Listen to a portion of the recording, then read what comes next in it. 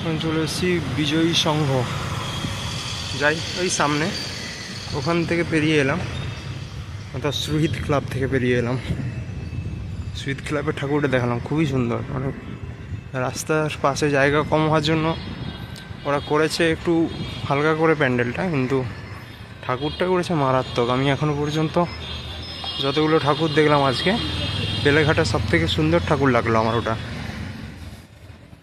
আর লাইটিংটা খুব সুন্দর করেছে। এর আগে যেটা দেখলাম সেই ঠাকুরটাও ভালো, আপনার ওই সুরা স্পোর্টিং ক্লাবের, কিন্তু ওখানে ঠাকুরের মুখে আলোটা খারাপ। মানে লাইটটা এমনভাবে দিয়েছে যে শুধুমাত্র মুখের ওপরে, মানে শরীরের ওপরে কোনো আলোই পড়েছে না। ঠিক আছে, এখানটা দেখি। সাধারণত এটা দেখে মনে হচ্ছে সিম্পল একটা হবে। বিজয়ী সংঘ।